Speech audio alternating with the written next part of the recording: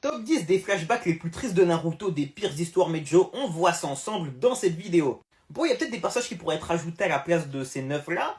Maintenant, j'avoue qu'il n'y en a pas qui me viennent en tête, donc dites-moi en commentaire si certains pourraient être dans le top qui ont été oubliés. J'avoue que comme ça, je sais pas trop, mais il doit sûrement y en avoir, je pense.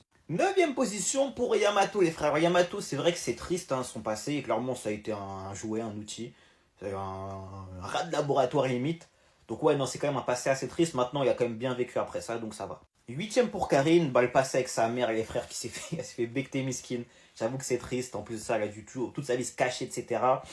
Donc j'avoue que ouais, le passé de Karine, c'est pas forcément très facile, on va pas se mentir. Septième pour Obito, j'avoue que ça me paraît quand même un petit peu bas dans le sens où il a quand même vécu des choses assez tristes, hein. Après, non, c'est vrai qu'il a quand même plus été acteur que receveur, tu vois. Donc en vrai, ouais, non, septième, c'est bien positionné en réalité. Sixième pour Nagato, lui, j'avoue que c'est aussi chaud. En fait, c'est du Obito, mais en pire en soi. Parce que bon, il perd Yaiko, les frères.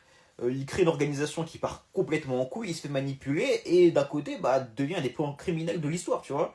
C'est vrai que c'est un peu chose qui lui est arrivé. D'autant qu'il est l'orphelin de guerre et tout. Non, c'est quand même une petite dinguerie, on va pas se mentir. Cinquième Itachi, quatrième Sasuke, pour moi, je les inverse. Clairement, pour moi, je les inverse. Dans le sens où, alors oui, Sasuke a été entre guillemets, la victime de tout ce qu'a dû faire Itachi et tout, je suis bien d'accord. Mais les gars, Itachi, commettre l'acte, c'est encore pire. Itachi a dû commettre l'acte de ses propres mains, c'est encore pire. Et vivre avec ça, c'est plus dur, les gars. Pour moi, Itachi, c'est plus triste, c'est plus dur comme passé que Sasuke. D'autant qu'après ça, il vit une vie de criminel, son frère le déteste, et en plus de ça, il a une maladie. T'as vu vraiment, il a tout vécu, ce gars-là. Troisième place pour Naruto, deuxième pour Gaara. En soi, Gaara, c'est du Naruto, mais en pire, hein, on va pas se mentir. Son daron, les frères qui le détestent, qui envoient tout le monde le tuer. La seule personne qui aime Gaara et que Gaara aime a essayé de le tuer vraiment à la totale. En plus, il dit mon gars, personne t'aime, t'es pas désiré, tu dois mourir, dinguerie, vraiment dinguerie. Et premier pour Kakashi, et clairement Kakashi hardcore, hein. Son passé il est hardcore, les gars. Je crois que sa mère meurt à l'accouchement, ou elle meurt du moins quand il est tout bébé. Son père se donne la mort littéralement. Après ça, il perd son meilleur pote. Après ça, il perd sa meuf.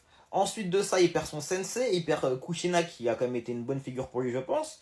Euh, Clairement, il a perdu absolument tous ses proches et dû vivre avec ça. C'est assez compliqué, hein.